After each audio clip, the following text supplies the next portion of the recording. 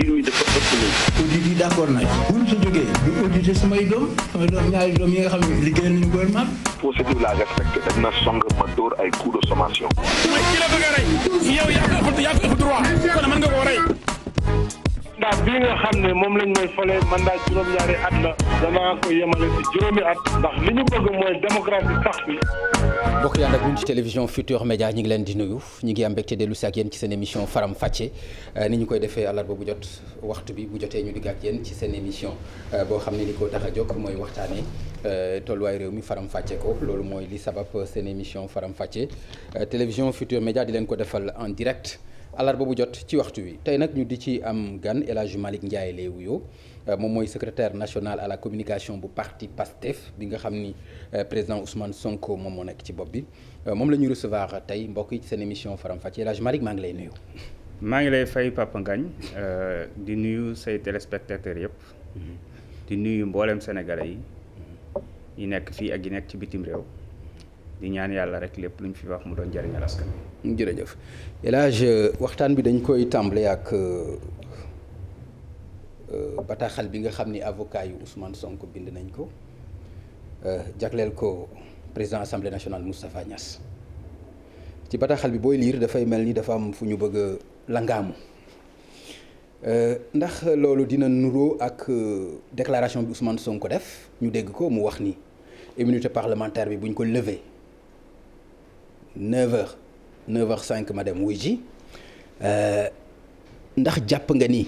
déclaration bu mel noonu nga xam ni dañ ciy gis ay astuces yu mel ni fu ñuy langaamu la fu ñu mën a jaar est-ce que am na ci wàll pour yow. jërëjëf Papa Ngagne nga baal ma rek dinaa ko faram fàcce ba mu leer waaye dama bëggoon rek tàmbali. di wax lu mat ñeent fukki ndaw yi nga xam ne dañ leen a téej. mais loolu dinañ ci ñëw jàmbar. xam nga dinañ ci ñëw dama ko bëggoon a tàmbalee ndax dafa am solo. waaw mais dinañ ci ñëw ba nga doyal. dinañ ci ñëw parce que loolu dinañ ci ñëw waaw. donc lu jëm ci wàllu lettre bi yaakaar naa ne bi mu génnee yàggul. ñu adressé ko président assemblée nationale am ay laaj yu am solo yu ñu ko ci laaj. sore naag la ngaamu ndax sénégalais yëpp am na loo xamante ne nii moom. duñ ko natable. mooy Ousmane Sonko xaw ma lu mu ñàkk waaye du fit. te la mu wax dafa leer suñu lever sama immunité parlementaire demain 9h 9h05 maa ngi ci seen kanam waaye dëkk bi dañ koo yàgg yore ci noo xamante ne ni dañuy salfaañe yoon ñun nag donte nekk guñu pouvoir waaye dinañ pousser pouvoir mu respecter yoon ndax dëkk yoon a koy doxal. d'accord looloo waral ginnaaw ba ñoom dañoo adressé. dañoo demandé dañoo convoqué pour ne dañuy lever immunité parlementaire. non lu donte seen convocation bi dara leeru lu jiitu ñoom Ousmane Sonko moo ko njëkk a wax. non Ousmane moom moo Sonko njëkk a wax ni man député laa nii la ñu may convoqué. ñëw naa ci nañu lever immunité parlementaire. ñëw naa ci xam nga dafa am lu ñu bëggoon a def. forcing jël jàpp yóbbu après dooraa commencé xëy na sax wut seeni preuve mais ñun dañoo nekk ci dëkk bi. xam ni dëkk bi di doxe xam ni yoon di doxe mënoo ñëw député am immunité parlementaire nga ñëw rek ne da nga koy jël comme ça yóbbu def lu la neex après toog moo tax mu ne leen nañ jaar fi ñu war a jaar bu ñu fa jaaree bu ñu ko lever 9h 9h05 maa ngi ci seen kanam xam nga loolu leer na. waaw déedéet c'est-à-dire leeroon na bi mu ko waxee. waaw loolu am na jombul ñoo xam ni apprécier nañ ko am na sax ñoo xam ni apprécier wuñ ko parce que jàpp nañu ne immunité parlementaire bi jaru ko woon parce que bu fekkente ni da nga nekk kilifa ñu tudd la ci lu mel noonu war nga mën a dindi sa mbalaan war nga mën a dindi sa immunité parlementaire loolu aussi ñu ngi ko doon xaar parce que boo mënee borom fit la li doon wane fitam mooy moom personnellement. ci li ñu ko tudd mu nekk loo xam ni dara setu ci vraiment dafa salte li doon rafet mooy mu dindi immunité am dem jàkkaarloo ak yoon setal boppam. borom fit la waaye du dof nit la buy xalaat am pool d'avocat bu koy encadrer dama bëgg mu leer mbir mi ginnaaw li ko lal yépp ab complot la da nga ciy dem de manière stratégique maanaam di xam naka ngay doxal ak ñoom tànk par tànk parce que ñoo xamante ne ni balaa yëf yee commencé ñoom dañ laa condamné teg di xool maintenant condamnation boobu naka la ñu koy xoolee ba mu mën a jàll li naan pilule bi jàll ci Sénégalais yi mën ko wannaasu. dinaa ci ñëw. boo ma daggee rek du baax. xam nga lu tax boo waxee condamnation. xam nga lu tax non ma ne. condamnation bi nga wax fan nga. day leer day ñëw dañ ciy ñëw comme ni nga ma waxee sànq dañ ciy ñëw mais dafay am solo. boo ko séqee ñoo xamante ne nii nekkatul adversité politique mais dañ la bañ ànd ak kiñaan goo xam ne bu ñu mënee faat sa bakkan faat ko. c'est réciproque dafa am nooy demee. c'est réciproque boo joxee ay coup dangul jël coup. non dama ñaata yoon ngeen joxe ay coup. ñaata yoon la Ousmane Sonko wax. coup réglementaire. xam nga lu tax am solo. ok doo dégg mukk Ousmane Sonko joxe coup bas de la ceinture si ñoom rek nga koy déggee Ousmane Sonko fu mu leen di jam mooy détourné ngeen milliards jaay ngeen suñu pétrole doxalu leen yoon ci procès Khalifa doxalu leen yoon ci procès sàngam lépp lu ñuy teg ay argument la ñun dañoo ñëw fekk politique bi ci ay xastante ay saagante ñu yëkkati ko ci niveau boo xam ne nit ñi dañuy waxtaane xam nga bu baax li ma lay wax yow xam nga bu baax li ma lay wax El Hadj vraiment non je vous en prie bul ma wax ne da ngeen yéegal niveau bi dafa am ci ay solo xastante non loolu Sénégal yëpp nangu nañ ne buñ demee ba Sénégal léegi waaw ñuy waxtaanee naka la ñuy yoree suñu réew ci wàllu koom loolu d'accord naa ci impôt loolu d'accord ay pétrole loolu d'accord ay ressources naturelles loolu d'accord naa ci El Hadj wax dëgg yàlla kenn mënul naa table rôle bi ci Pastef joué. d'accord loolu d'accord naa ci. léegi nag.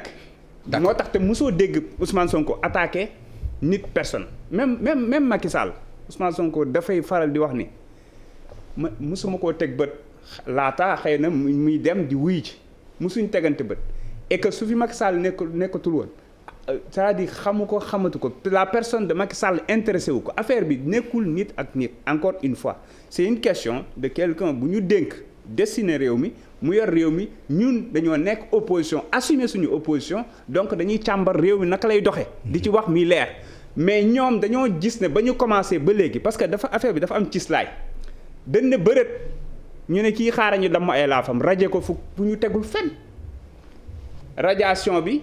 non xoolal. non dafay am solo dañ ciy ñëw parce que li indi aboutissement bi dañoo teg plan sur plan mais plan bu ñu teg ndekete li yàlla di faral di wax ne li wolof di faral di wax ne yàlla bu lay taal say noonu la lay xambee loolu mooy li am ndax bi ñu koy raje xalaatuñu woon ne radiation boobu xëy na dina ko gën a propulser comme une fusée yemuñ ci dàq na ko ba pare peuple bi fal ko mu koy fay salaire mënu ci dara Ousmane Sonko ne ko même sa salaire bi sa mën nga koo téye jël benn pàcc bi jox ko pouponnière bu nekk Kaolack jël beneen pàcc bi jox ko femmes yi nekk Casamance loolu dafa am solo. ba pare rôle bi mu joué biir assemblée nationale. ñëpp xam nañ ko. ñu jógee foofu yamuñu ci. ñu wàcce ay gendarme kër yaayam di nangu ay parrainage parce que dañu teg parrainage jàpp nañu ñu jàll ci parrainage bi parce que gis nga historique bi. mais historique bi day baax ñu rappeler ko pour Sénégalais yi xam ne lii aboutissement la. waaw mais El Hadj Malick nañu wax ci fee yi. nañu wax ci viol bi. ma ne nañu wax ci loolu li ko indi. non je vous en xam nga lu ma bëgg ñu wax. munoo changer. non attends munoo changer. waaw non dafay am solo. ok gis nga mbir da nga ma laaj. waaw mais attends da nga ma laaj. mais xam nga may bàyyi ma développé mais su ma la bàyyee nga développé jàmbaar du ñu faram fàcce. non dinañ fa faram fàcce ba mu leer non lii ça prend une minute yaa koy yàggal fi mu ne nii ça prend une minute. rajo nga nit ki faale wula mu continuer di dundam nga teg parrainage ginnaaw bi nga faagaagalee Khalifa faagaagal Karim yaakaar ne boo tegee parrainage du jàll mu ñëw jàll haut la main ngay yónni ay gendarme ci biir kër yaayam di nangu ay parrainage yooyu yëpp ci bataille psychologique weddi ko enquête bi ñëw leeral ko ba ñu sanctionné gendarme bi ko doon def yemuñu si ñu yónni ay nervi ñu dugg suñu siège saccagé ko booy di tëb mur yemuñu ci suñu meeting jeex ñu rey Mariama Sarr ba léegi nanguñ cee yéey Mariama Sagna ba léegi mënuñ ñoo wax fan la jaar ma ciy profité di ko rendre hommage ba jusqu'à présent nanguwuñu leeral enquête bi yamatuñ ci loolu ay attaques ci durant la campagne ay diabolisation yu dul jeex terroriste la walbatiku ne salafiste la walbatiku ne rebelle la walbatiku ne Tulaw Oil moo koy financé c'est-à-dire que y a une multitude de choses d'accord naa léegi li nga wax yoo xamante ne nii yëpp bu ci ñëw rek yàlla leeral ko à la minute près léegi nag mais El Hadj bi mujj bi non El Hadj mënul ko mooy seen sànni tàcc non ci laay ñëw ci li ngay wax nii li am solo non man maa la ci posé question ci loolu ngay wax noonu parce que yi nga wax yëpp fekkuñ ci loxo Ousmane Sonko bu fekkee yi nga wax nii yëpp ci digg ba non li ma bëgg 94 milliards ku nekkoon ci digg bi non attends fan la mujjee léegi xam lan laa bëgg a wax lii ñuy wax daf ci taq rip dégg lii ñuy wax nii dossier 94 milliards bi takku ci woon rip ndax moo suli dossier bi assemblée nationale ñu bëgg ko walbatu def seen yëfu caaxaan yooyu noonu. lan nga ci gisee léegi non attends El Hadj yow yaa wax assemblée nationale yaa wax 94. milliards ñu woo ko mu ne du wuy ji yëfu caaxaan la. non tey moom moo soxla assemblée nationale ni balay may dem wuy ji nañ ma lever suma immunité parlementaire. tey moom moo soxla assemblée nationale moom lay avocat di bidi. xam nga débat bi day neex parce que li nga may laaj yaa ma gën a xam mais dama koy leeral pour askan wi seetaan 94 milliards yi askan wi yëpp.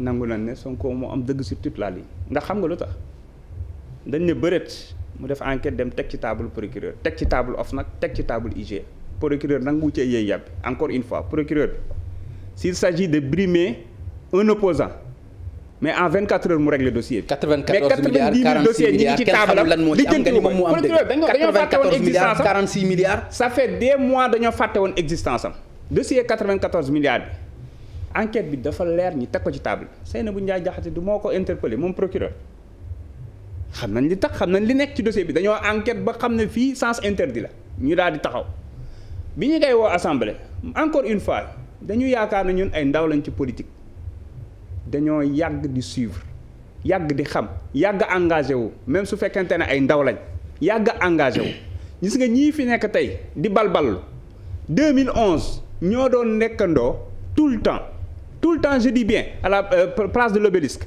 Mame Mbaye Niang léegi d'accord ni moo waxoon ay caaxaanu assemblée nationale non déglu rek dama lay wax xam nga lu tax ay caaxaan la woon ndax assemblée nationale dafa amoon règle respecté wuloon procédure c'est-à-dire loolu mooy respect ci assemblée nationale pour yow mais tey jii bi mu soxla assemblée nationale lan la wax ma ne tey lan la wax tey mais lan la wax nañu dem assemblée nationale nañu lever sama immunité parlementaire li mu wax am na wala amul Papa Ngagne yow assemblée nationale moo ñëw ne day def enquête parlementaire d'ailleurs assemblée nationale dossier bu ne teg nañ ko ci table ji pétrole beeg lu ne nangu cee def appel enquête parlementaire bii ñu tegal ko ñu ne dañoo bëgg a wëlbati dossier bi sang Mamour Diallo ba mu set daal di jël yëre yu tilim yi mu solal ko Ousmane Sonko bi nga xam ne yëre bu set wecc weex tàll la yor ñu ne ñu déjà vice de procédure daal di ñëw communiquer ci enquête bi alors que waruñ ko woon def ngeen woo fi ay ñoom maître Babou ñëpp ñu leeral ko mu ne leen du dem ci loolu xam nga lu tax assemblée nationale bu defee enquête parlementaire kan la koy jox procureur moom def na enquête ba déposé ko direct ci table procureur booboo gën a gaaw déposé ko ci OFNAC procureur naa kaa convoqué le juge d'instruction jox ko dossier bi mu ubbi ko ñu enquête mu leer. ci ban qualité la defee enquête bi. ci ban qualité la ko defee Ousmane Sonko moo ko signé maa ngi dégg procureur naan Pastef moo signé affaire bi Pastef moo déposé plainte Ousmane Sonko bind turam mu leer nañ noir sur blanc moo ko signé xanaa du citoyen sénégalais. yow am nga droit def loolu. def ko yóbbu ko OFNAC oui. fépp la ko yóbbu ak procureur parce que plainte la nanguwuñ cee yëy yàbbi ba fan la mujjee dossier boobu kat sénégalais yi ngeen baal ñu waaye 94 milliards yi moom bu soobee yàlla du ngeen xam fu mu jaar dossier bi lem nañ ko furaas. parce que 94 milliards dafa amul Ousmane Sonko xam na ni amul.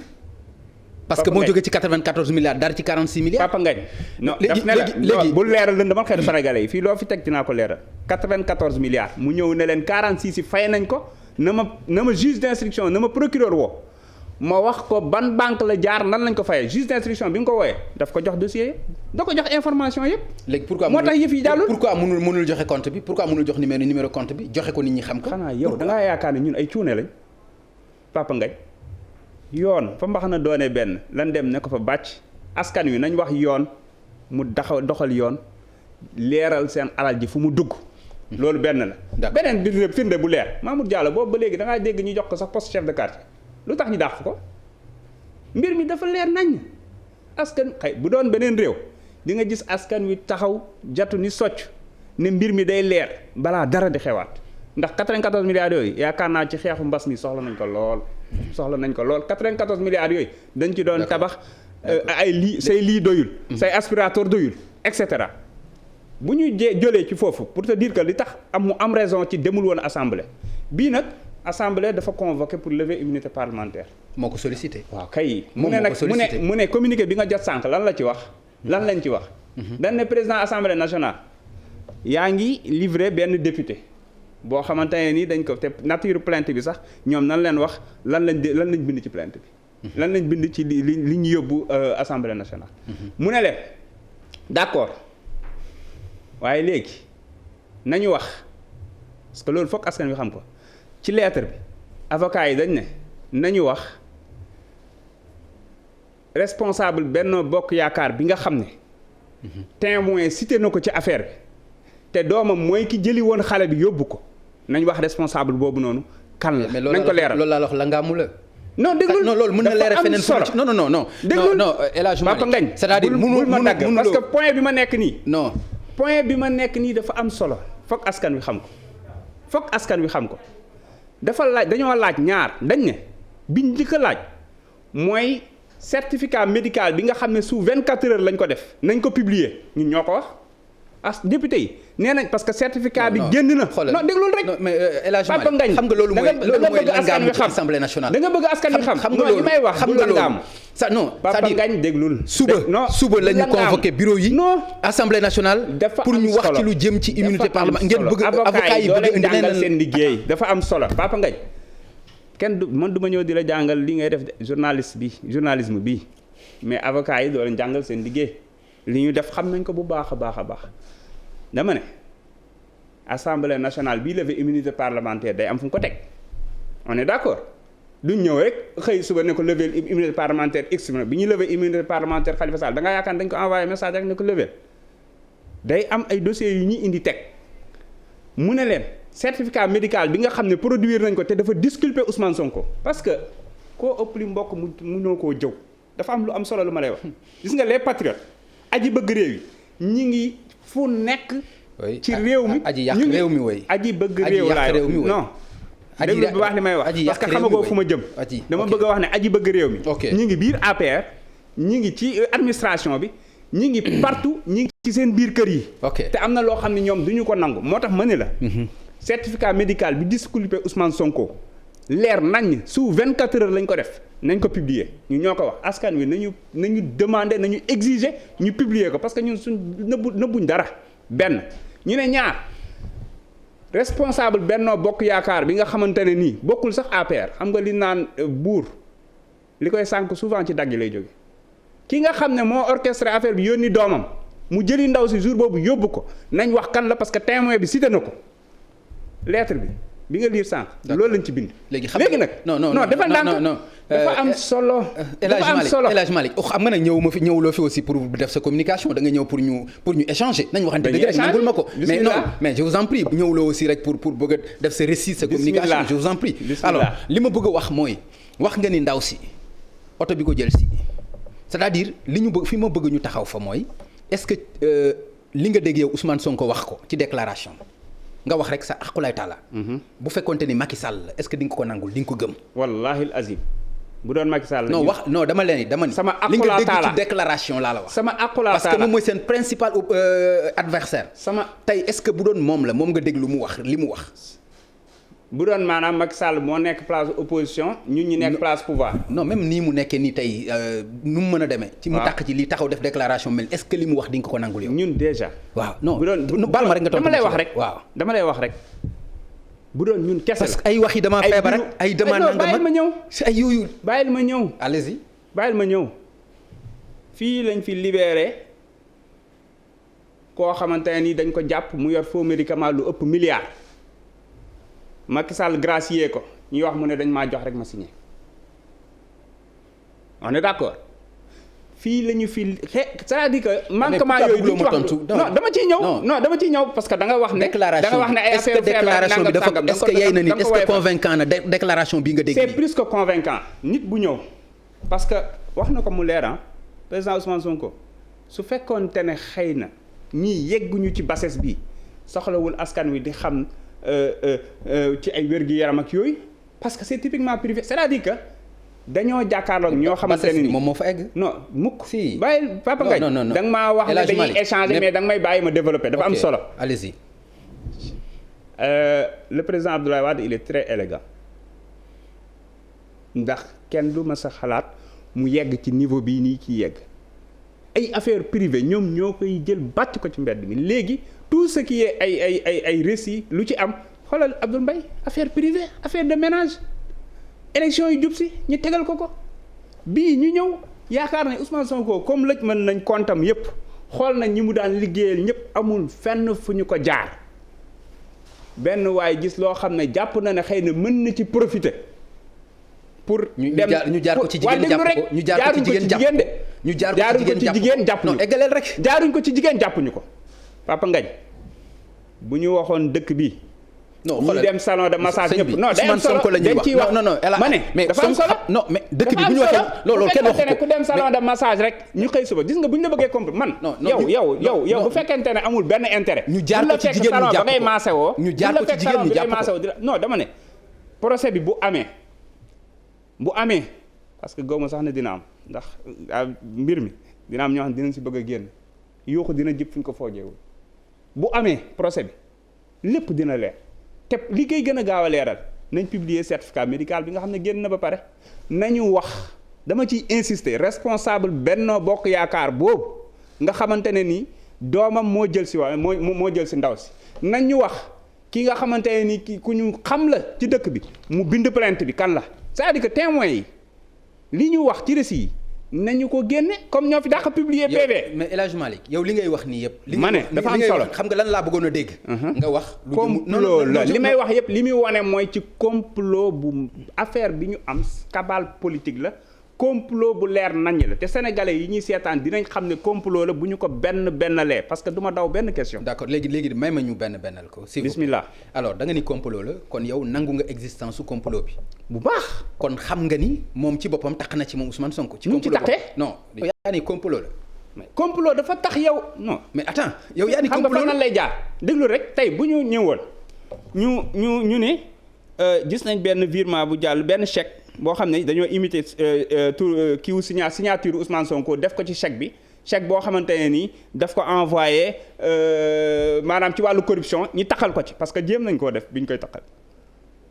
est-ce que complot boobu dañ naan Ousmane Sonko takk na ci te gisul chèque signé wul deful dara. waaw non da nga ni gisul chèque signé wul. mais bii dafa gis masseuse dañ ko massé moom moo ko waxal boppam. Papa Ngagne buñ la fekkee ngay massé wu. non buñ la bëggee comploter. donc xam nga ni argument chèque bi moom amul solo. non dama la jox exemple que ni mën nañ laa comploter fekk yow laale woo ci bu fekkoonte ne képp ku ñu fekk ngay massé wu ñu jiiñ la naka su dul noonu rek da nga cee taq.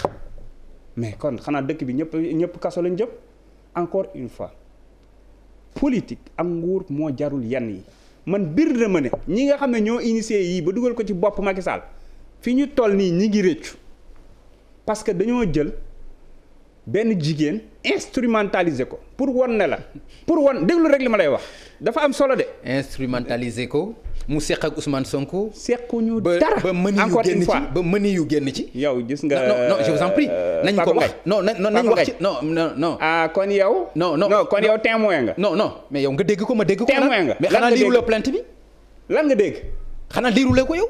ban plainte kay waxu ci plainte da nga fa gis fu ñu bind ne ay sperme bien sûr man ñu ba ñu yóbbu ko ci laboratoire. Papa Ngagne da ngaa juum de da ngaa juum. non dama ni. xoolaatal plainte bi boo bëggee ma liiral la ko da ngaa juum amul fenn fu ñu ko bind.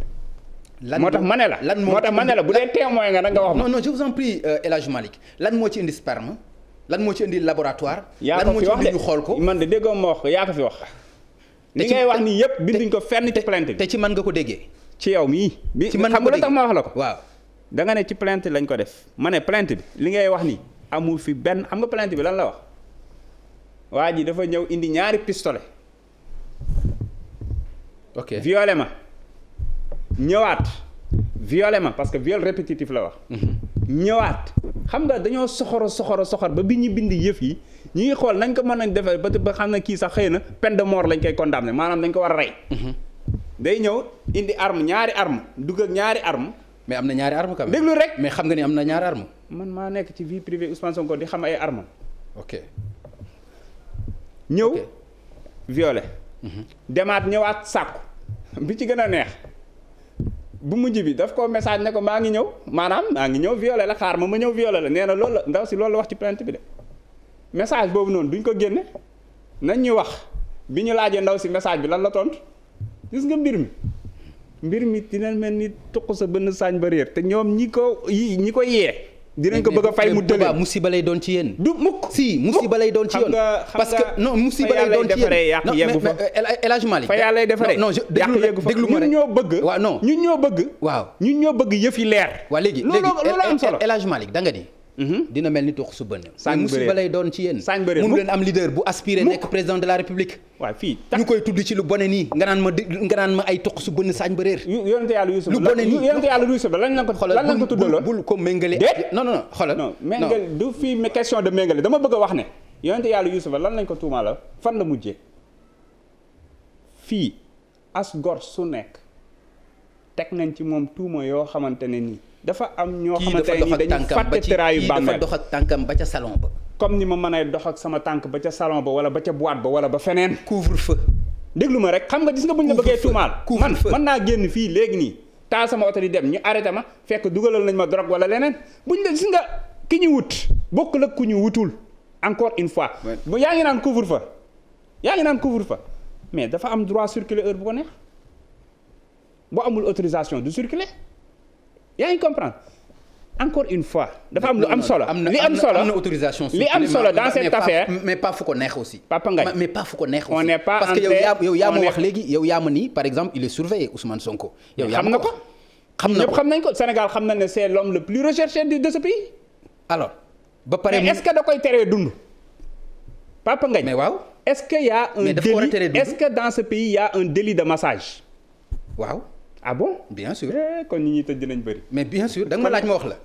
dafa am délit de massage. mais bien sûr. ah kon yow boo demee massé wu mën na la ci tëj. non waxuma loolu li ma lay wax mooy lan ci Ousmane Sonko. li mu def délit la ci moom moo ko yóbbee lii ko daan. délit lii mu def nii. ban délit dem ci n'importe quel salon.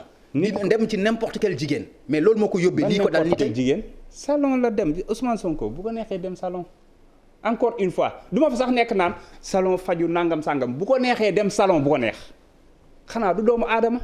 xanaa du mooy toog yëg li mu yëg ci yaramam dem ñu maase ko ni ngay sonnee de wàcc dem salon noonu laay sonnee wàcc dem salon keneen demee ko salon yi ci biir Ndakaaru ñi koy feesal xam nañ leen bu doon loolu rek xam nga gis nga dafa am loo xam ne bu ñu ko indee ci réew mii wallaay du baax Sénégal mënuñu ñëw ba yegsi ci jamono 2021 ñi indi ay pratiques Jean Collin ay pratiques yi temps colon jeunesse bii judd bu yàggul kii nga xam ne moo fi nekk tey bi muy ñëw au pouvoir wala tey bu ko Ablaye Wade toppoon tuuti rek tëj ko mais ci mim réew buñ demee bañ fiy waxtaanee ay waxi mërs ci anam yu mu gën a ñaawee. ñaaw na wax dëgg yàlla. ñaaw na Sénégal a ngi deltu gi. ñaaw na mais rawatina. wax dëgg yàlla gis nga bu fekkonte ne. bu fekkonte ne mbirum mërs rek luñ ci xam wax ko mais dëkk bi fan la jëm.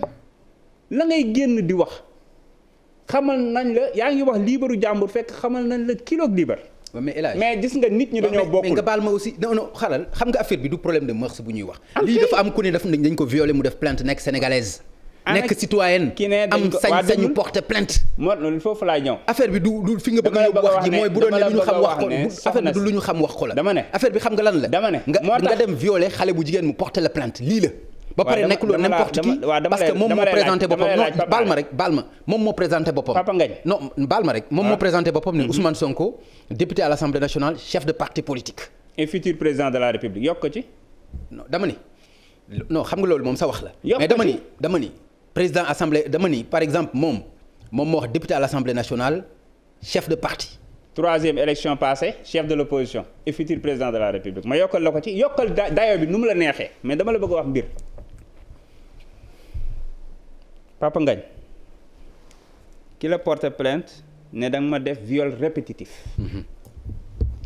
te saa yooy ñëw di ma violer da ngay ñëw dugg ak ñaari arme ci salon de massage boo xam ne ci kër la borom salon ba dëkk fa borom këram dëkk fa ay jànkam dëkk fa njabootam dëkk fa mu ñëw dugg ci biir jël ñaari fetalam teg leen violer dem xëyaat suba ñëwaat defaat noonu bi ca neex bi mujj bi nee na bi mujj bi daf koo message na ko xaar ma maa ngi ñëw maanaam xaar ma maa ngi ñëw violé la mu taxaw xaar ko mu ñëw violé ko génn demaat xam nga Papa Ngagne tamit. parce que terrorisé na ko ak ay non parce que terrorisé na ko.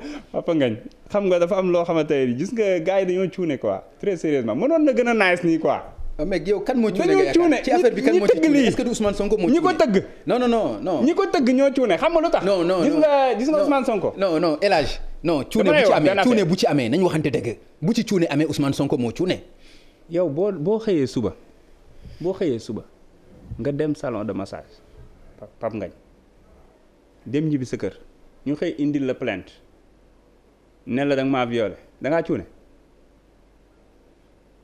woo daa fekk ni dëkk bi moo am ñoo xamante ne nii jàpp na ne luñ mën a def c'est-à-dire que Ousmane Sonko mosoon na ko wax ñii suñu ko jekkoo pour tër ko rendi dañ koy tër rendi dugal ci bëri ko taal ko comme lu mumba parce que foofu la seen coxarte yegg seen coxarte moo yegg foofu te lépp li ñuy wër bu dégg bëccëg mooy fexe ba dugal ko ci kaso bi te bu duggee ci kaso bi ma wax ko Sénégalais yëpp ñu dégg ko du génn ak bakkan wala bu génnee du amati njariñ ci àdduna.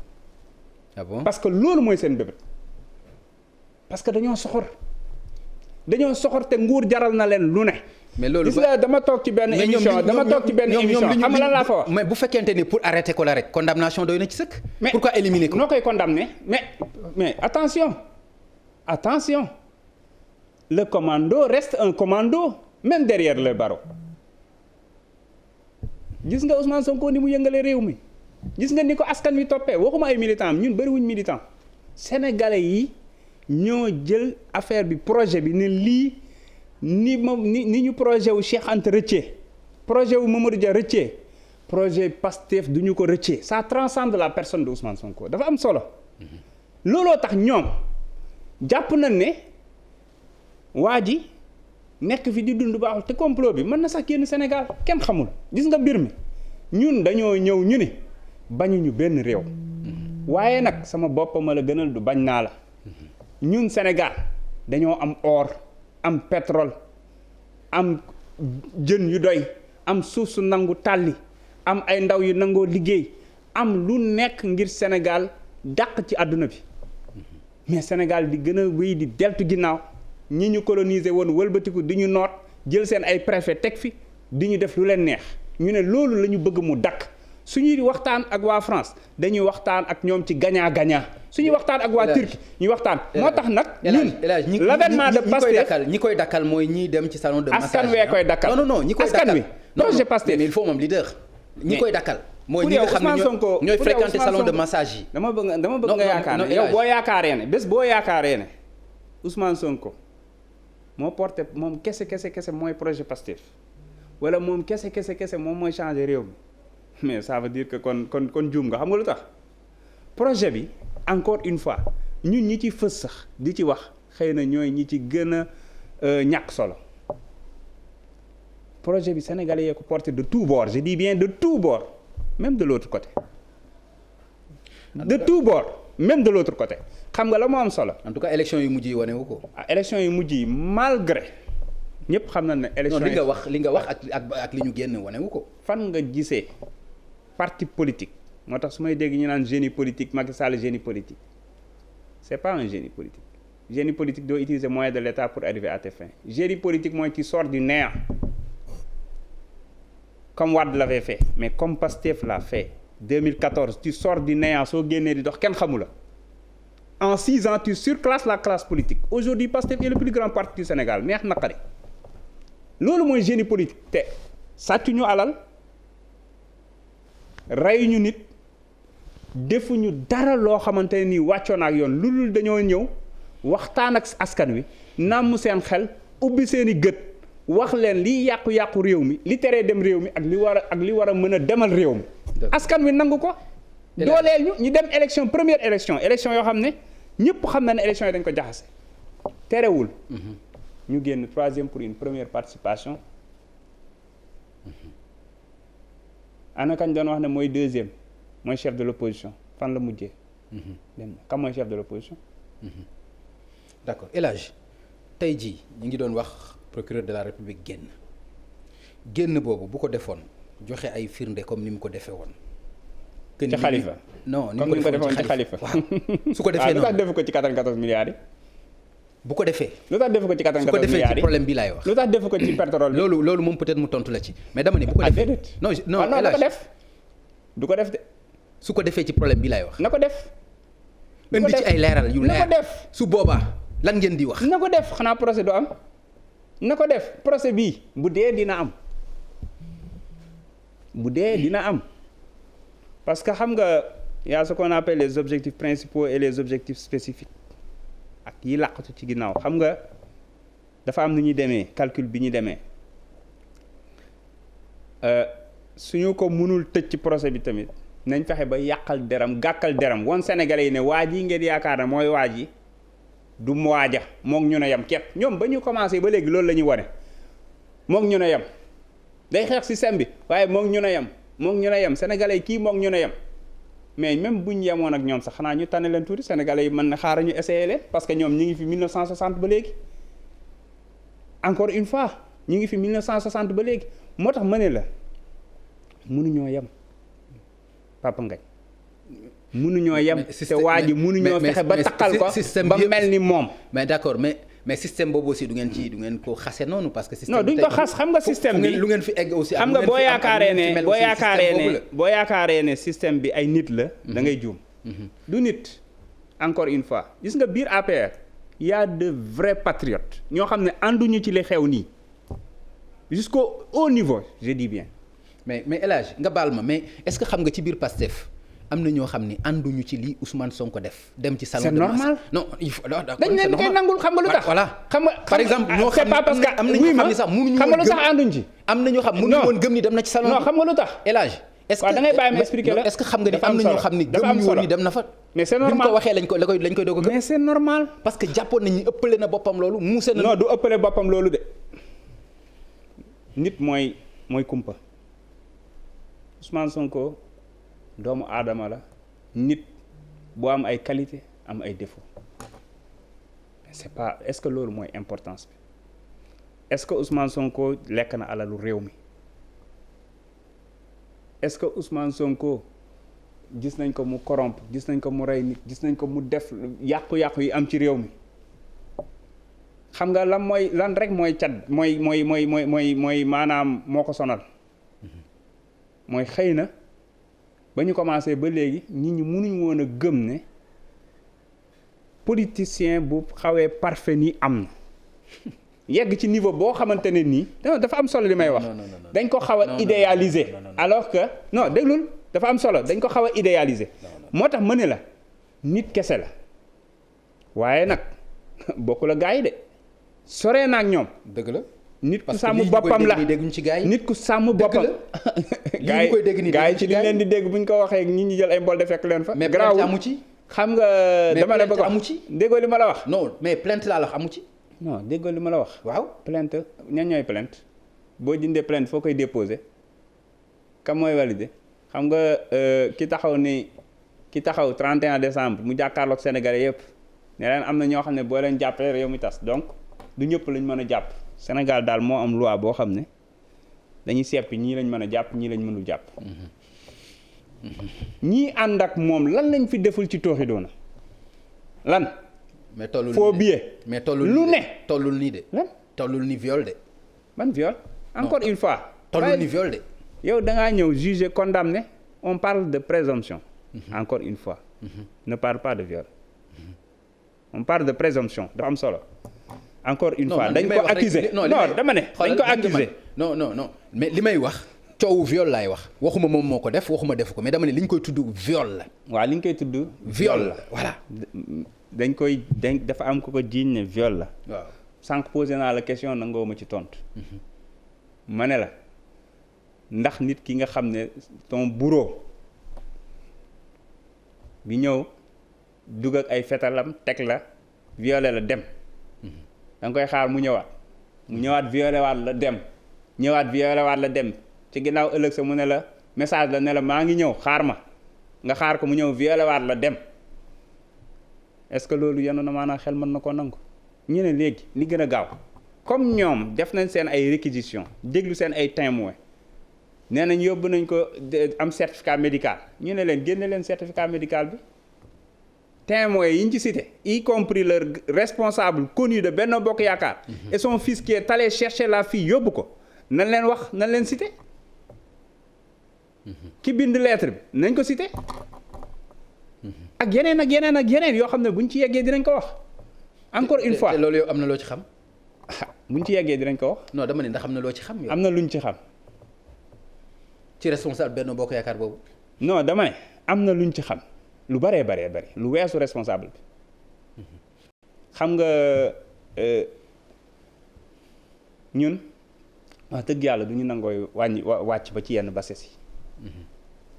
d'accord mais ñun ku ñu ku suturaalu sa bopp sax ñu suturaal la. d'accord mais El Hadj problème bi yow nga nekk kilifa nga demal sa bopp ba ci salon bi. la fa xew fa nga taxaw def sa déclaration naan Macky Sall la naan Bassirou Guèye la naan ministre de l'intérieur la est-ce que loolu responsabilité la. j'ai une question.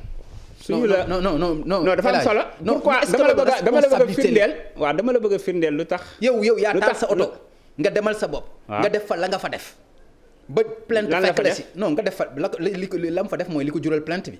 lan la fa def non la mu fa def. kon yow dafa def. non déglu ma rek nga def fa la nga fa def. lan la fa def kay laa bëgg a xam ba mu jural la plainte. lu mu fa def. xam nga yow mënuloo fexe ba ñu gëm Ousmane Sonko weddi li ndaw si wax. bu la neexee nga gëm ndaw si loolu yaa ko moom. non déglu rek su la neexee nga gëm ndaw si mais dama la bëgg a laaj Ousmane Sonko lan la fa def. mais mënoo fexe yow ba ñu gëm Ousmane Sonko di weddi li ndaw si wax. non xam nga fii ku mu neex sax. nga ne nga gëm lu ndaw si sax waxul amul problème. dama ne. Ousmane Sonko lan la fa def. li ndaw si wax la fa def. te loolu la def. mais loolu la fa def wala da nga ne li ko ndaw si jiiñ. non xoolal.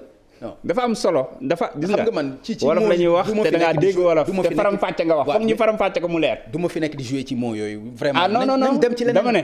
waaw dañ koy faram fàcce mu leer. dama ne ñun du ñu wàcce suñu bopp ci yenn bases yi bay tudd ay ayibu jàmbur gis nga Ousmane Sonko buñ ko dogoon jàpp ko ci mbedd mi dafa am gel dafa am nangam ak luñ mën di wax c'est sa vie privée. est-ce que loolu moo intéressé Sénégalais yi wala projet politique bi nga xam ne jaay nañ ko Sénégalais yi. non loolu intéressé wul Sénégalais yi xam nga lu intéressé Sénégalais yi. léegi plainte bi moo intéressé Sénégalais da nga wax ne la moo tax ñu jiiñ ko ñoom Macky non da nga wax ne la moo tax ñu jiiñ ko ñoom Macky. ma ne la suñu génnee réquisitions yi nga gis ne cité nañ ci un responsable di Benno Bokk Yaakaar ak doomam bu ko jëli xanaa di nga mën a nangu ne yëf yi rax na d'accord nga. non mi ngi dépendre. non dama ne suñu génnee ci ban relation mbokk wala xaritoo la ñu seq ak ndaw si loolu mën na nekk c'est pas parce que da nga nekk Benno Bokk Yaakaar. du mbokk du xarit gis nga kooku li mu def bu ko waa APR yéegee dëgg-dëgg dañ koy fekk këram dóor ko dóor yu métti man maa la wax lu ni mel te xam naa ne fi mu toog nii tëddul toogul fi mu nekk nii tëddul toogul waxantu wuñ de Pape Alé kii Papa Ngañ nga baal ma xam nga lu am solo. gis nga mbir mi te Benno Bokk Yaakaar la bokk. bu baax a baax lan nga lire ci lettre bi lan nga ci lire loolu nga ci lire n'est-ce pas gis nga mbir mi encore une fois non mbir mi dafa neex.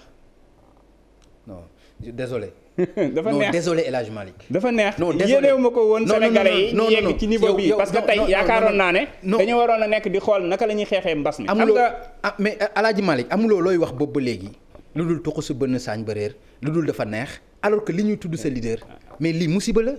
du musiba xam nga tey ñu. donc su ma li am solo mooy munoo fexe ba dun la sedd ci gaalu xaj. li am solo mooy nga ñu bañ laa fekk nga cay lekk loolu moo am solo gis nga tey.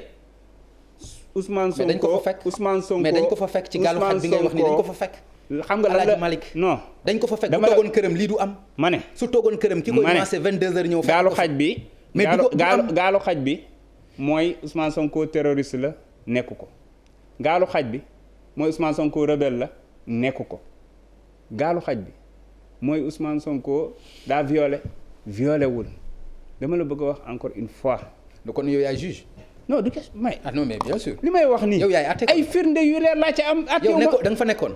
déggoo li ma la wax est-ce que daf la tàggu woon. ma ne soxlawul mu may tàggu dans sa vie privée li am solo mooy démontrer clairement que ceci est une cabale politique maanaam lii ay nit. ñoo xam nga ñun dañu yàgg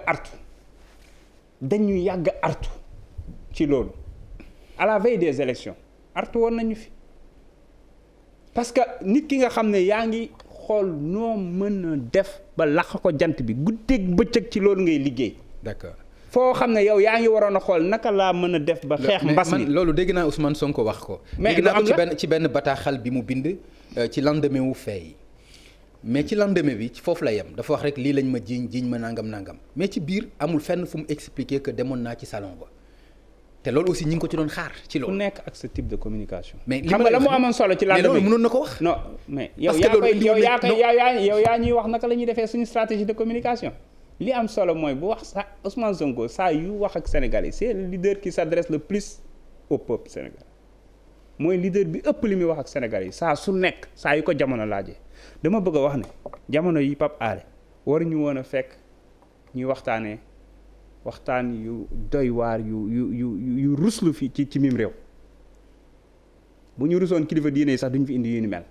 mais waaye loolu dérangé wu la ñu ci xam nga fan la ñu dérangé wu la ci. xam nga Ousmane dérangé wu la ci. xam nga lu tax dérangé wu ma suba Ousmane Sonko wasin na sukk na jur doom bu ñu ko déggee sax duñu bett moo leen dese du ma dérangé koo xamante ne nii tu es le leader le plus insulté le plus calomnié suba ba ngoon ñi ngi ci yow man kii bu ko yàlla aaraloon heure bi faatu na bu yàgg suba ba ngoon loo xalaat ak loo xalaatul jiiñ nañ ko wasin na daal dégg ko te gëm naa dina ko dégg sax boo moytuwul encore une fois jamono ji naka la ñuy parce que nag dafa dem ba xam ne lajj na xamatul ni muy gérer économie réew mi xamatul ni muy gérer mbas mi ñu indeeti fait divers parce que li fait divers la ñu indi fait divers waaye nañ ñu wax naka la ñuy def ba xeex ak mbas mi nan la ñuy wax naka la ñuy def ba relance économique. non ma ni xanaa dañu indi fait divers bi ak turando Ousmane Sonko xanaa du Ousmane Sonko mel na c'est-à-dire loxoom mi ngi ci biir moo ci tax. Pape kii Pape Ngagne baal ma mais chaque fois nee naa la yow bu ñu la bëggee taxal dinañ la ci tudd xam nga ñoom encore une fois dama la waxoon sànq ci objectif yi ñu am ci seen ay objectif mooy tey boo demee Google nga tapé Ousmane Sonko son nom nekk lu liewu ak viol ak menace de mort seen objectif mooy seytaane waxul dëgg waaye yàq na xel seen objectif mooy waa ji donte kat boroom xam-xam la donte kat wax dëgg yàlla li muy wax ci politique ba mu dalee wax ba léegi lu mu wax du dañ donte kat ci wàllum politique amuñ fenn fuñ ko jaar donte kat bi mu nekkee inspecteur des impôts bi mu fa jógee ba léegi mënuñ koo jiiñ fukki dërëm bu mu jël donte amul dara luñ ko mën a jiiñ ñu ne waaye malgré ça bu leen ànd ak moom nañ jéem a taxal ko ne maanaam da doon sàkku benn jigéen Ousmane Sonko ci mim réew de yaakaar naa ne bu ko jigéen taxoon a jóg rek soxlaa dem foofu booy suivre réseaux sociaux di nga comprendre lu bari du ko soxla encore une fois nañu bàyyi doomu jàmbur ji mu dund nañu xool feneen fu ñu attaqué mooy ñëw indi seen bilan indi seen projet politique yéen ñu leen ko yàgg a waxee yàgg na leen wax ne Macky Sall jëlal say ministre yëpp ngeen ànd ñëw man kese ñu jàkkaarloo ñu teg PSE bi ma wax leen lii ak tax moo tax du mës a développer Sénégal ba nga ko dalee wax ba léegi Sénégal saa yu ranking génnee mu deltu ginnaaw encore une fois nañu politique nañ ko rafetal jarul yenn yi alalu àdduna jarul yenn yi pouvoir jarul yenn yi te askan wi la ñuy tooñ ba ci kanamu yàlla parce que yaakaar naa ne jamono yi psychose bi am ak mbas mi dëkk àdduna bi yëpp di xool nu ñu xeexee mbas mi waaye tey àdduna bi yëpp jël seen ay caméra drapé ko Sénégal parce que ñu ngi fay jiiñ benn leader politique chef de l'opposition ñu ngi koy jiiñ ne daa yàkkataan benn xale daa sàkku benn xale. xam nga li ngay wax nii aussi dafa. non dafa am solo. mais xam nga fi nga. tey tous les médias internationaux en parlent qu'est-ce qu'on parle on dit dans tel pays on a trouvé un vaccin dans tel pays ils travaillent sur la stratégie de vaccination dans tel pays ils sont en train de relance économique au Sénégal massage salon Sweet Beauté loolu gàcce la loolu Macky Sall sax waru ko nangu na arrêté gaayam yi ñu dellu ci liggéey bi. Alaaji Malick gàcce la ci kan. ci Sénégal man dama ciy rus wallahi lazim gàcce la man sama réew dama bëgg. Macky Sall mais gàcce googu Ousmane Sonko. mën naa laa wax li ma yéene xam nga lan laa yéene xam nga lan laa yéene Macky Sall lu gën a bon. li gën a bon li ma ko yéene mooy xelam dellu si mu góor-góorlu ci at yi néew yi ko fi dese def fi bilan bu am solo donte du yomb waaye mu jéem ci kéem kàttanam organiser élection yi leer dem yoonam bàyyi réew mi ci jàmm il doit pas faire moins que les autres loolu laa ko yéene te li may wax ni sama xol laa ko tibbee wax naa ko ci ñeent bi ci émission. Alaaji loolu lu am solo la waaye itam mu bàyyi fi réew mu am yoon réew moo xam ni ku ñu violé nga sañ a porter plainte. kenn werantewul loolu kenn werantewul loolu. bàyyi fi réew mu tegu ci yoon aussi. waaw bàyyi fi réew mu tegu ci yoon. waaye réew moo xamante ne nii duñ jël ay moyens l'état di ci faagaagal doomu aadama. non réew moo xam ne solo réew moo xam ni dooni man leader politique la lu ma neex laay def. après coow lu ko neex def mais attends xeex bi nga xam ne gis nañ ko ci déclaration mu ne nañu génn xeex. déedéet yaakaar nga ni loolu wax nañu génn xeex fu mu ko wax. mais attends tegaatal vidéo bi. tegaatal vidéo bi. génn leen ci seen mais lan la wax. waaw kay naa la wax lu mu wax daa leeral askan wi que ni yëf yi du dara lu dul mbirum politique. du dara lu dul mbirum politique. déglu rek combat bi wala avant dernier combat. waaw kay dafa leer est-ce que nga xam lu mu wund ci dernier combat ou avant dernier combat. dinañ ci ñëw ay jëmmi jamono. mais dafa am solo li mu wax aussi ci rapport de force. non mais Macky Sall moo ko doon wax. xam nga waxuma man wax xam nga non dafa am solo doon wax de. non dama ne rapport de force dafa wax lu tax mu ne la Macky Sall da ngay bàyyi rek moo wax la lan moo tax moom mu ne la Macky Sall rapport de force la xam. gis nga le 19 juin 2011 Macky Sall moo ne la confrontation avec le pouvoir est inévitable et l'armée devra prendre ses responsabilités aux côtés du peuple. maanaam jàmmaarloo askan wi ak nguur gi kenn mënatul ko laam-laamee day am waaye takk der yi ñu ngi leen di ñaan ñu féete woog askan wi. d'accord ca suba ga ca ëllëg ga. waaw mu ni j'appelle bii dafa leer j'appelle tous les militants républicains et les Sénégalais soucieux de l'avenir de notre pays et de nos institutions de venir nous rejoindre dans la rue pour faire cesser le processus de monarchisation du Sénégal. Le combat contre le régime se fera dans la rue. xam nga li appel à l'insurrection bu leer nañ la. d'accord boobu déglu rek boo paree rek nga xam pare nga. Abdoulaye Wade moo élégant rek. léegi pare nga. pare na mais lii bi ko Macky Sall di wax kenn accusé wu ko de viol. ba mu jël problème mu boppam. non dama ne bëgg ci xeexloo nit ñi. dama ne non xoolal dama ne non bi ko Macky Sall non da ngaa wax. woote xeex non loolu laa lay wax ni ba mu koy wax accusé wuñ ko de viol loo xam ni moom personnellement la concerné. ma ne ñu porté ko plainte mu bëgg affaire plainte bi féete boor nit ñi génn xeex à sa place ba du dem kaso. la moo wundu wax ji. waaw ci lu am solo li am solo xam nga lan la mooy li nga wax ne appel à l'insurrection li nga wax ne dafa woote pour xeex woote wàcc mbedd mi non dama la bëgg a wax ne askan wi. c'est pas parce que dafa Macky Sall leen wax ne gis nga réew mi yàgg nañ ko wax loolu Ousmane Sonko yàgg na ko wax ci discours am. mais dossier pétrole bi parce que Macky Sall daf ko Ousmane Sonko dafa yàgg a renvoyer les Sénégalais à leur responsabilité. ñu d'accord ci benn affaire. waaw c'est pas parce que Macky Sall daf ko war a wax. je suis parfaitement d'accord mais dama la bëgg a wax ne Ousmane Sonko donc pourquoi donc nga koy jël comme non xam nga da nga wax sànq ne ci mbirum viol la koy waxee mën ne la Ousmane Sonko ci pétrole bi dégg nañ ko fi il a toujours renvoyé le peuple sénégalais à ses responsabilités en disant lu gën a ndaw lii. déclaration bi mu def kenn mësul dégg mu def ko. bu bërki démb bi dama la bëgg a wax déglul kenn mësu ko dégg. kenn mësu ko dégg. place de bàyyi leen seen clavier internet yi wàcc leen ngeen xeex loolu la wax carrément. dama ne xeex bi daf ko wax tey le lendemain ñu taal dëkk bi dafa am solo daf ne kii ngeen xam du ay laisser la justice faire son travail du ay bàyyi leen nu ñu koy waxeeti ay ñaxtu salon ak yooyu moom rapport de force la xam. la preuve ñëpp dañ ne woon ay Khalifa militant mi nañu toog du mujj fenn dina leer mais Khalifa àttewu Khalifa mais bokk na ci li gën a gàkkal deru Sénégal ci àdduna bi mais daf ci jël coup bu doy waar gàcce gu mat sëkk mu jaral ko mu défier CEDEAO organismes internationaux yi noonu la ko defee ci Karim ba léegi ana Karim mais nag mag lu mu def dee bu dekkee bàyyi ko askan wi ñoom ñoo war a xam ne jusqu'à Ousmane Sonko dafa wootewul mais dama la bëgg a wax ne dafa war a woote soulèvement gis nga bu ñu respecté yoon kenn gënuñoo mën a respecté yoon mais bu ñu ko respecté wul du ngeen ko respecté bu ñu lu ñu ko defee ñoom je veux dire lu mu leen jaral ngir ñu éliminer Ousmane Sonko jaral nañu téeméer bi ngir ñu aar Ousmane Sonko xanaa loolu kenn sax ñu ko bañal. d'accord léegi ci loolu mooy tax ñu taal oto yi jàmbur gaañ ay nit jël ay briques di ko dóor ay policiers.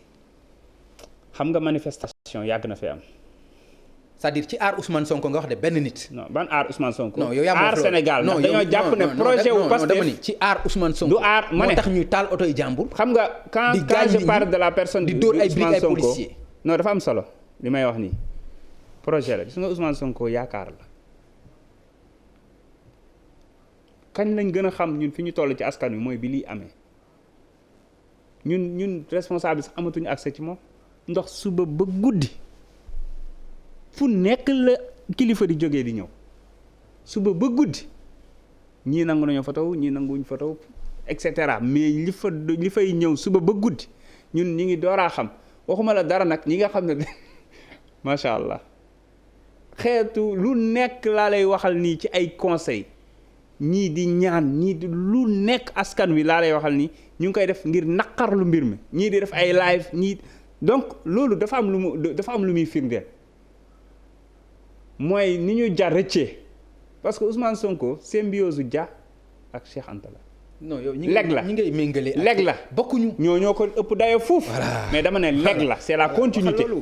leg la non boo dégloo di nga comprendre boo dégloo di nga comprendre. ok leg la. ñooñu dafa am lu ñu indi woon ci Sénégal te livre am bii muy joos. maanaam bii muy bind su ko génnee di nga comprendre li may wax. yaakaar boobu mu nekk askan wi xam ne kii waruñoo rëcc moo tax spontanément ñu jóg Ousmane Sonko mosoo dégg ci vidéo bi mu ne bu ngeen xëyee ñëw leen sama kër. d'accord mais mosoo ko dégg. d'accord nga ni yaakaar la est-ce que yaakaaruloo ni tas na yaakaaru nit ñi. mukk ci comportement bii mu wone. ci violence askan wi won de mooy. non ci violence. yaakaar nga yokk ban violence non violence verbale d'abord. ci violence ci gémmiñam ci déclaration le lendemain. nga gis acte bi nit ñi génn cité kër góor gi kenn amul foo mën a jaar dëkk bi castor partout. fépp foo jëm di ko taal manifestation da yàgg na ci Sénégal xëy na Macky Sall nag 2012 ba léegi mi ngi door a gis bu mel nii. non parce que daa laal fu mu warul laal. ci koo xam ni. daa laal fu mu warul laal plainte ci viol. daa génn nit ñi ci koo xamante ne nii dañoo jóg pour liquider ko. nay leer ni ngay waxee nay leer daa laal fu mu dafa laalaake ay bu ko laalee gis nga Papa Ngagne manifestation yàgg na am ci mim réew. yàgg na fi de. weddiwuma d'accord nga benn affaire. waaw 2012. dañoo rey fukki sénégalais ak ñeent. mais 2012 dañ ma porter plainte waa déglu rek. dañ ma porter plainte ci viol sëñ bi duñu ko nangu génn leen ngeen xeex mais loolu kenn mësu ko fi dégg ci àddina. dama ne bi ñu koy raje ñëpp doon wax ne woy daa def obligation daa violer obligation nangam sangam jàll mu dem ñu dem ba ci biir. ñu gis ne violé wul dara jaay doole la ñu bàyyi mu jàll. ban xeetu attaque lañ attaqué wul Pastef. pourtant ñu bëri dañuy toog seetaan ñiy jóg xëy na di nekk ay censeur di joxe ay leçon nangam sangam. fan lañ nekkoon nañ jóg wax ñu. suñu soxna si nga xam ne dañoo pare meeting ñu fekk ko këram violé ko rey ko. anamu moom. loolu yoon mi ngi koy liggéeyanti nañu wax ci lii. kañ. non loolu yoon kañ la woon loolu. non dama ni loolu yoon mi ngi koy toppatoo. loolu yoon mi ngi koy liggéeyanti. waaw dafa ndànk. loolu yoon mi ngi koy toppatoo. dafa ndànk. nañu wax ci lii ñi ñu diligent ci cas bi bu ñu ko diligent woon 1% ci kaawu Mariama Sagna ay mbokkam bu ñu tëddee nelaw. d'accord nañ. ni ñu diligent woon ci kaawu Khalifa bu ñu ko ci diligent woon. ay mbokkam bu ñu tëddee nelaw. d'accord gis nga man de damay encore une fois lancer appel au président Macky Sall dafa am solo ak ñi ko wër surtout ak ñi ko wër nañ wax ak moom fi mu jëm xamu ko de. ay menaces la loolu. du menace fi mu jëm xamu ko. non menace nee naa la ngay wax nii lu tax ma koy menacer. non mais loolu non da ngay wax ak moom fi mu jëm xamu ko. mooy xam nga lu tax. parce que mi ngi yee ci sànq wax nga cëy boo ko laalee donc ay menaces la. bu la neexee nga tuddee ko menace mais li may wax dafa leer dama ne la man encore une fois yàgg naa koo wax te dama koy waxaat donte Pastef laa bokk parce que man bëgg naa bu ñuy jël réew mi mu fekk sax ñi xaw a am tuuti luñ ci rafistole mais boo jëlee réew mu nasax da ngay balaa ngay yëkkati birig da nga fekk li gasoon nga nekk di ko suul balaa nga koy suul sax boo moytu sa mandat jeex moo tax ma yéene ko mu rattrapé wu mu dabu li des ci mandat am te loolu pour mu dabu li des ci mandat am na génne ci xelam écarté mbër moo xam ne nee nga da ngay nekk roi de l'arène te doo jàkkaarloog mukk yow yaawu jaal ngay tànn wala gaynde mais doo jàkkaarloog mukk Modou Lo wala Bombardier wala Yékini loolu kenn xam ko moo tax ma ni wala bokk dafa bëgg a forcer 3e mandat bu fekkente ne kay moom jeexal na comme ni mu ko waxee woon mon second et dernier mandat waaye na góorgóorlu liggéey te moom moo ne bëgguma ñuy wax ci mandat parce que su ma ko waxee sama gars yi du ñu liggéey na góorgóorlu liggéey organiser ay élections yu transparentes que le meilleur gagne. d'accord ñu jàll ci leneen. El Hadj li ñu gis keroog est-ce que mën nañ ko méngale ak mën nañ ko jàppee jëfu patriote li ñu gis ci violence ci fitna. ñëpp xam nañ ne fii Sénégal manifestation bu amee moom li wala fi naan ñiy gàmm ak ñiy raas dem bokk. yaa tout le temps des infiltrés dinaa ci ñëw. xaaral bu ko jiiñ kenn revendiquer ko rek non revendiquer ko rek. da nga maa posé question mais bul ko jiiñ kenn. léegi da nga bëgg wax ma nan laay tontoo ma. non déedéet mais bul ko jiiñ kenn ma tontoo bul ko jiiñ kenn revendiquer ko rek après ñu eggale. li baal ma tontu la ni ma ko sentiree. ñiy gàmm ak ñiy raas dem bokkul. nit ñi dañuy dem màggali Tuubaa ngir am ngërëmal sëñ bi ak ngërëmal yàlla am ñoo xam ne dañ fay dem ngir tafu ngir jaay dorog ngir et cetera noonu la amee ñoo xam ne parce que il faut nga wax récit bi askan wi ñoo jóg de manière spontanée bàyyi ma yeggali askan wi ñoo jóg de manière spontanée. ñi Ousmane Sonko woo ñoo génn. ñi mu wax génn leen ñoo génn askan wi ñoo jóg de manière spontanée. ñi Ousmane Sonko woo ñëw këram waxul kenn nga ñëw sama kër. askan wi ñoom ñoo xëy xam ne kii dañ koo war a aar te xëy na jour boobu bu ñëwul woon sax jour boobu lañ koy yóbbu ñu ñëw. da nga yaakaar loolu ko tere dafa tere ñu yóbbu pour te dire que les patriotes ont été exemplaires dinañ ko yóbbu bu ñu koy yóbbu tamit de ci yoon yu leer lay doon te Ousmane Sonko du dugg kaso dama ne. pour moo war la que ni sénégalais yi ñëwoon du ma wax ay patriotes parce que c'est des sénégalais yu jugee fu ne bokkuñ sax Pastef ñu ci bëri bi ñuy ñëw dañoo ñëw ak responsabilité ndax foofu laa gis ñu ñëw taxaw bunt ko Ousmane Sonko takk seen ay masque taxaw di waxtaan c'est-à-dire que bu fa police ñëwul woon def li mu def coow du jib police moo fa njëkk a ñëw Jibi Gueye Ndiaye xam nga ko dem déplacé wul laaj commandant bi mu ne ko dañ ñu yónni woon pour ñu ñëw xool la situation mu ne ko d'accord fii de lii moo fi am pas de problème ils sont là avec leur masque taxaw apporter seen soutien au leader Ousmane Sonko mu dem ñëwaat ne nañ tas rassemblement bi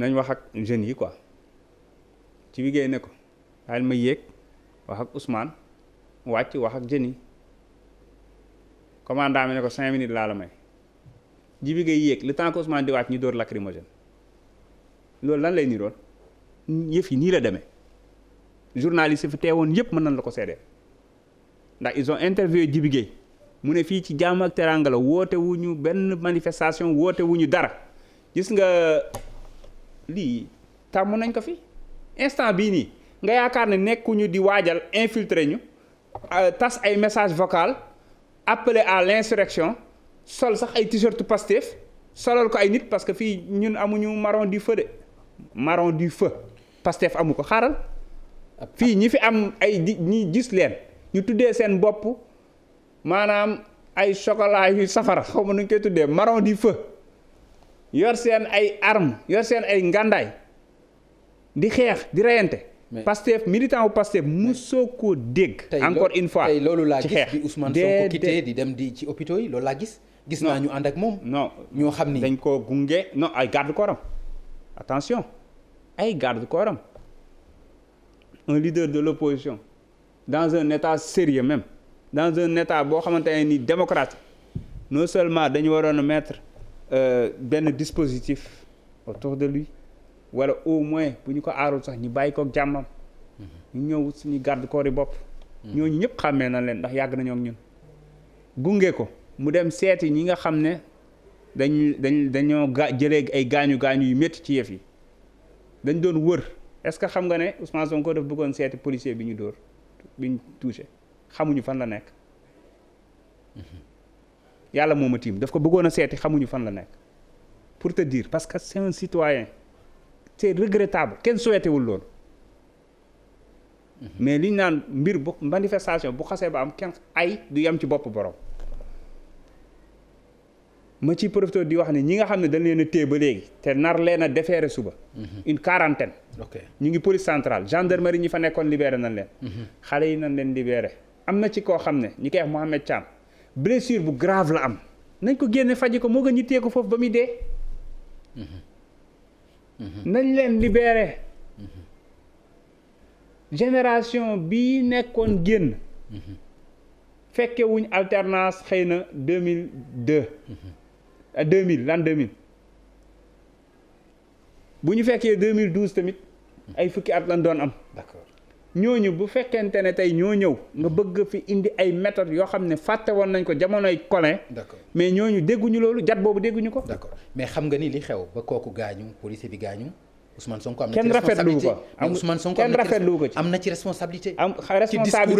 responsabilité bi xam nga fan la jógee ki bëgg a def dictature ci réew mi ñi nga xamante ne nii. moom mu fekk si ko ci. ban fekk si. non mais nee naa la Papa Ngagne déggoo li ma wax dama ne ñoo xam ne dañoo ñëw taxaw takk seen masque indi seen comme ni ko nit ñi bale bi actuellement au chef de opposant yaa ngi ñëw guide religieux yaa ngi ñëw société civile ngi ñëw di ko seet si di ko apporter soutien noonu la ko ñooñu ñëwee def si buñ leen bàyyi woon foofu la ñuy toog waxtaan saafonteeg moom mu génn wax ak ñoom ñu dem ñibbi seen kër. lu tax ñu leen di door lacrymogène foofu nga war a xool situation bi foofu nga ko moo tax ñi woo encore ñi ci profité parce que man bir na ma ne même takk der yi ñuy yóbbu foofu dañoo ñàkk pexe mais gënalu leen. takk der yi ñuy mobiliser foofu dañoo ñàkk pexe mais gënalu leen nañ leen utiliser wàcce leen ci marché yi ci lieu public yi ñuy fexe ba askan wi sàmmonteeg mesure barrières yi ñu xool nu ñu xeexee Covid bi. fi mu ne saa yoo xëyee demal kër président Ousmane Sonko quartier ba mais dafa mel ni état de siège lañ fa jóg ci ay takki der kenn xamul nu mu toll chaque jour du matin au soir. d'accord lan moo ko fi jar Ousmane Sonko bu bëggee génn dox ay soxlaam day dox ay soxlaam Ousmane amul benn nationalité. def na ko tey. amul nationalité fenn génn na ay soxlaam def na ko tey. déglu rek amul nationalité fenn. def na ko tey te dara fekk ko ci wax na ne bëggul dëkk ci beneen réew bu dul Sénégal. amul Elhadj fu mu daw jëm. du génn réew mi. Elhadj Ousmane Sonko génn na dem na xeer dalul ci kawam kenn deful dara jàmm am. waaw kon lu fa policiers yi di def. non génn na jóge këram. waaw léegi dama lay laaj xam nga loolu mooy. wane ni waaw kon lu fa policiers yi di def. loolu mooy wane ni fitna gi. non dama ne lu fa policiers yi di def kon.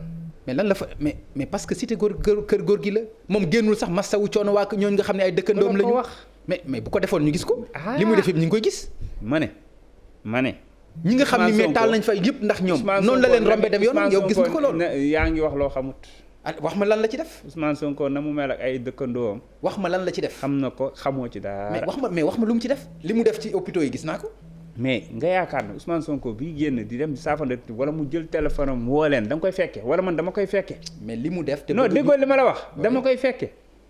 non encore une fois nee nga problème amut wax dëgg yàlla problème amut instant yi nii lan moo tax ñu juug fa policiers yooyu yëpp. barricade yoon bi di xool ñan ñooy dugg ak ñan ñoo dul dugg ci koñ bi lan mooy problème bi dans ce cas. lan mooy problème bi gis nga xëy na ñu def forcing buñ demee ba am xëy na rusa deltu ginnaaw ci mbir mi def forcing mooy lan. def forcing amul ñaari signification. forcing mooy jël ko yóbbu ko par force tëj ko. instant yi nii ni ñu wëree foofu noonu buñ demoon ñoom ñëpp dugaloo ci kër gi dañ koy jël yóbbu parce que Ousmane Sonko du tapet du yaafus këram lay fanaan fa lay xëy fa lay yenn waree dox soxlaam génn dox soxlaam dama gisul lu fi jar armada boobu yëpp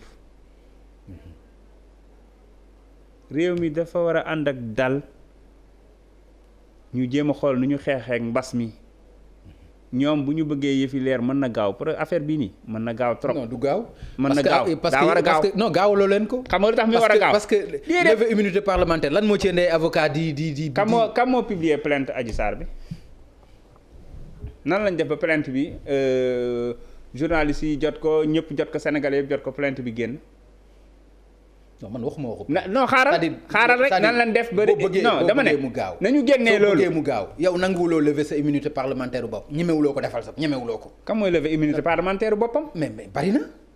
non dama ne gis nga bu fekkoon su fekkente ni amuloo dara looy reprocher sa bopp. bu fekkoonte ne Ousmane Sonko dañ ko maanaam dafa am s'il avait quelque chose à se reprocher ñu jàpp ko mu leer ay maanaam jàpp nañ ko mu luxur jàpp nañ ko muy jaay drogue jàpp nañ ko nangam sangam connaissant l'homme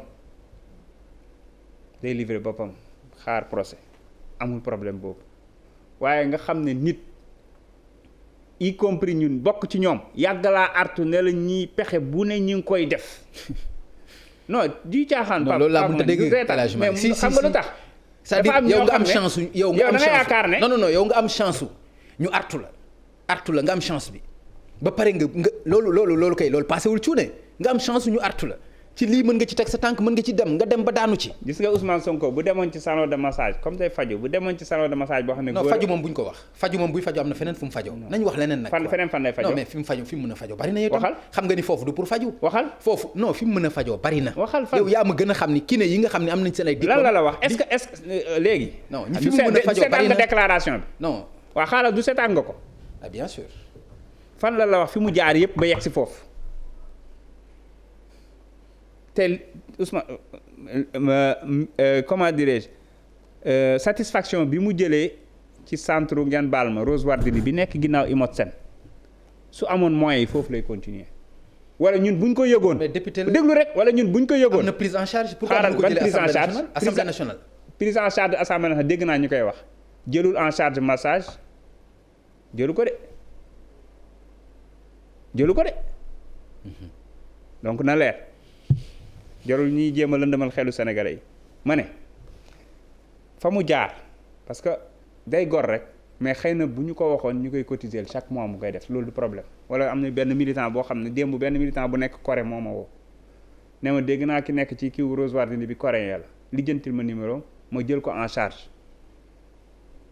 démb mais dafa nekk nit koo xam ne militant yu mel noonu nga am ko nga jaral leen lu nekk. déggoo li ma la wax dafa nekk jaralu leen lu nekk projet bi la. gars yi boo waxee dañ naan la c'est pas Ousmane Sonko c'est le projet c'est l'idéal xam nga dafa nekk koo xamante ne nii day gor rek te du onk mais ci mbir mi dafa feeñal lu bëree bëri ci coono yi muy dund parce que nag koo xam ne da nga ko dàq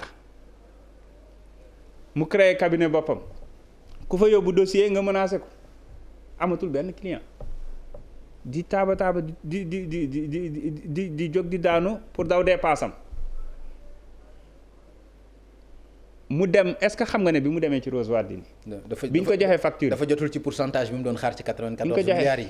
da nga bëgg a dellu ci dossier bi. non boo bëggee ñu dellu de non pourcentage boobu. boo bëggee ñu dellu leer na non nañ ko jàll rek. xam nga bu bëggoon pourcentage boobu xam nga sa naataango Pape Djibril Fall fii la toog. mu wax loo xam ne li mu wax daf ko xam bu baax nag. ndax lu am la. ci élection yi ay milliards. xëy na bu ñëwoon man Malick moom man nu ma gagné élection yi rek laa doon xool bu ñëwoon ma jël ko wax wàcc Ousmane Sonko ne man daal xaalis bi dalu sama xel mu décliné ko mais premier jour campagne amul lu ñu paasalee autopresse bi. su ko defoon ci massage bi. déggoo li ma la wax dama ne salon bi ak lii dalul sama xel. su ko defoon noonu coow bi du am. mar naan bu la taxee naan potit. mais loolu wax ko moom loolu wax ko. looloo tax moom jëlul 5 milliards yi. looloo tax tamit génnul di jooy partout que ni damaa feebar aw ma lu ma fajoo wala aw ma lu ma joxe dépense sama kër. cette affaire là ils sont en train d'atteindre la dignité humaine. c'est-à-dire que dafa dégueulasse dafa salté. trop. dafa salté te li ñu def nii yàlla dina leen ko won ci kaw suuf parce que dafa am loo xamante ne nii mënul jàll as gor nga teg ko sosu ak nar wu ni mel dafa nekk lu doy waar dara jaru ko mais ci lu loxoom taxee aussi dara jaru ko loxoom taxewu ci benn yoon papa ngañ bàyyi li ngay wax ci lu loxoom taxee ci naka mais ci dem fa xam nga kabal bi jeexagul de parce que dinaa ko wax gis nga nit parfois dina yegg foo xam ne instinct de survie la dinañ yegg foo xam ne dinañ ragal deltu ginnaaw donc dañuy continuer ma koy wax sénégalais yi ñi ngi wax waxu ndaw si moom salon beeg yooyu mais ci lu ma gëm te ñu bëri ci ñun gëm ko mooy même moom ci deal bi la bokk. moom ndaw si. waaw xam nga lu tax.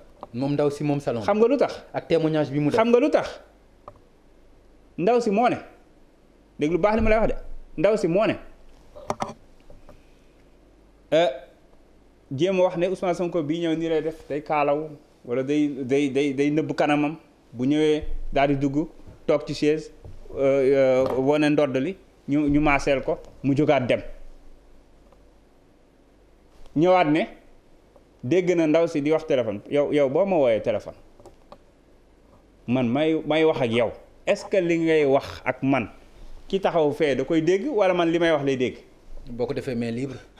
xanaa ndaw si du jël loolu di ko def main libre waa ji naan ko nee na mu naan ko ndax am nga ndox mi ndax daanu naak ak yu kenn xamul moo wax loolu de waaw frère bi ñëw ne affaire bi mu am fekk fa ndaw si ndaw si moom moom xarañ na de xam nga luñ ci jublu c'est fait exprès suba ne sois pas surpris ñu jël ku tolloog Ousmane Sonko muur ko filmer ko mu dugg ci kër gi ñu simuler benn genre viol xëy jël viol bi jël vidéo bi tas ko ci réseaux sociaux yi bu mu la bett parce que nag man ñii foo yaakaaroon ne duñ fa yegg rek xamal ne mën nañoo yegg fu ko raw sañu ko la ñu bañ a dégg bañ fi commencé ba léegi non du tëj Karim sañu ko ak fi mu jaar ak Abdoulaye Wade ak li ko waa Abdoulaye Wade defal jëlee ko ci location dugal ko ci lii sañu ko mu tëj Karim ba góor gi naqarlu ko ba nga xamante ne kenn xamul ba tey Karim n'est pas libre non sañul tëj Khalifa ak Khalifa mi ko jàppale ci campagne am Khalifa mi ko jox lii nangam sàngam fan la mujjee Khalifa sañu ko lay bañ a dégg moo tax bu ñu dara du ñu bett ci yëf yi dara du ñu bett nii des vidéos parce que deepfake ñëpp xam nañ ko xam nañ ni muy doxee xam nga ne mbirum technologie kenn gënuñu cee xare. mais El Hadj dafa mel ni da ngeen di def benn fuite en avant ci vidéo parce que Ousmane Sonko moo ni foofu am na ay caméras de surveillance. moom moo ko wax. de est-ce que nëbbu ko non defal ndànk. parce que yow yaa bëgg dugg ci vidéo. est-ce que da ngeen di dem ci benn fuite en avant que ni. vidéo boobu mën na génn. nëbbu ko dafa lan la fu am ay vidéo surveillance déglul de sénégalais yi dégg am nañ xel fu am ay vidéo surveillance xalaat nga ne dinaa fa ñëw indi ñaari fetal dugg fekk fa juróom-ñaari nit dugg jël ndaw si siif ko xëyaat ñëwaat jëlaat ko siif ko xëyaat ñëwaat jëlaat ko siif ko xëyaat ne ko maa ngi ñëw encore ci foo am ay caméra de surveillance. man El Hadj da nga wax loo xam ni daf ma jaaxal. waaw te loolu aussi gisuma ci seen reconnaissance parce que ndaw si dama dégg avocat am ci Dakar Matin ak Pape Alé mu wax ni dañu doon torturer sama cliente pour mu changer de version doomam bi mu am 800 grammes la dañ ko war a kangourou ñu séparé ko ak moom Serigne Bassirou Gueye moo ci def lii nangam kooku nga xam ni jaral na ko c'est-à-dire bañ a livrer Ousmane Sonko loolu yëpp mu jaral kooku nga taxaw ni ci deal bi la bokk. bañ a livrer Ousmane Sonko xam nga man. yow nga taxaw bëgg a wax ni ci deal bi la bokk. non xam nga man dem ci ay wax laa jugé wax yi nga xam ne ndaw si moo ko génne. waaw mais jusqu'à egg ci. waa déglu rek daa am loo xamante ne ni foog ñu comprendre ko dama ne.